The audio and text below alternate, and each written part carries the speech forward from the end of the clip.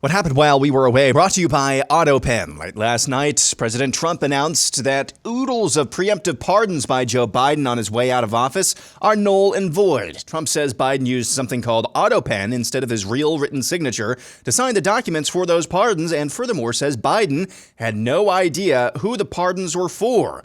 Now, Democrats are left to defend once more the novel practice of preemptive pardons for lawmakers on the January 6th panel. Retired U.S. Army General Mark Kelly and former NIAID Director Anthony Fauci and his family members. Trump this weekend announced actions against Iran-backed Houthi rebels in Yemen who have been messing up shipping and travel in the Gulf of Aden, Red Sea, and Suez Canal. Secretary of State Marco Rubio says the Biden administration left a mess. This is a very important shipping lane, and in the last year and a half, the last 18 months, the Houthis have struck or attacked 174 naval vessels of the United States, attacking the U.S. Navy directly 174 times, and 145 times they've attacked commercial shipping. So we basically have a band of pirates, with guided precision anti-ship weaponry, and exacting a toll system. Now there's this. President Trump invoked the Alien Enemies Act of 1798 over the weekend, and promptly another rogue judge tried to block him. Trump was using the statute in order to deport violent Venezuelan gang members out of the United States. However,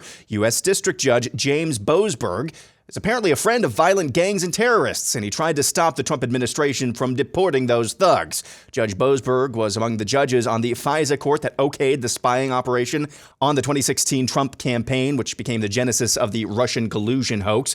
Nevertheless, the Trump administration defied the judge, and the deportation flights continued this weekend. And now some polls. A CNN poll asked respondents who they think the leader of the Democratic Party is. An equal number, 4%, say Congresswoman Jasmine Crockett or former President Barack Obama is the leader. The person the most people think is the leader of the party is Alexandria Ocasio-Cortez at 10%. An NBC News poll found that just 7% of Americans have a very favorable view of that party, a new record low. That same NBC News poll found 44% of the country thinks we're on the right track, the highest number in 21 years. Senate Minority Leader Chuck Schumer, after playing chicken with the government shutdown last week, folded like a cheap suit and got other Democrats to join him in passing the continuing resolution that was last week's topic of debate.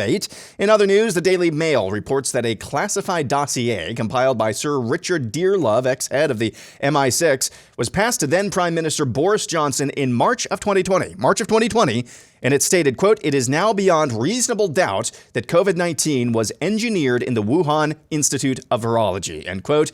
Again, that was in March of 2020, right as the world went mad. Disgraced pastor Robert Morse has been indicted on 5 counts of lewd or indecent acts with a child, and a warrant has been issued for his arrest, with the embattled accused pedophile expected to turn himself in this week. Morris, who once pastored Gateway Church, the largest church in America, saw his world implode after Cindy Clemshire accused Morris of sexually abusing her from the ages of 12 to 17 starting in 1982. The abuse reportedly began during a Christmas visit in Hominy, Oklahoma, and continued over 4 years. Oklahoma Attorney General Gentner Drummond is using a frontier-era statute to indict Morris.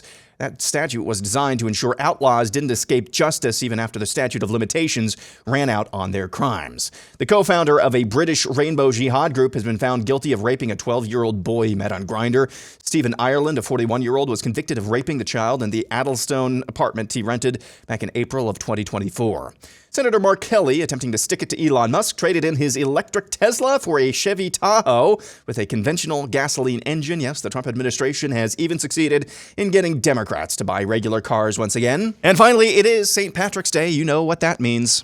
Well, just in time for St. Patrick's Day, crowds are coming by the dozens to get an up-close view at what some say is a piece of Irish folklore. Some people in the Crichton area of Mobile say a leprechaun is taking up residence in their neighborhood. A leprechaun. NBC 15's Brian Johnson has more. Curiosity leads to large crowds in Mobile's Crichton community, many of you bringing binoculars, camcorders, even camera phones to take pictures. To me, it look like a leprechaun to me. All I gotta do is look up in the tree. Who else seen the leprechaun? Say yeah! Eyewitnesses say the leprechaun only comes out at night. If you shine a light in its direction, it suddenly disappears. This amateur sketch resembles what many of you say the leprechaun looks like. Others find it hard to believe and have come up with their own theories and explanations for the image. My theory is it's casting a shadow from the other limb. Could be a crackhead. They got hold to the wrong stuff. And it told me to get up in a tree and play a leprechaun. We're going to get down to the bottom of this. Yeah, still on there, guy. Don't be afraid. Don't be afraid, man. This guy helping to direct traffic says he's prepared for his encounter with the leprechaun. He's suited up from head to toe. This wars off spells right here. This is a special leprechaun flute, which has been passed down from thousands of years ago from my great-great-grandfather who was Irish. I just came to help out. Others just came to get lucky in hopes a pot of gold may be buried under this tree. I'm going to run a backhoe and uproot that tree. I want to know where the gold is. I want the gold. Give me the gold. I want the gold. This is Brian Johnson, NBC 15 News. And that's what happened while we were away.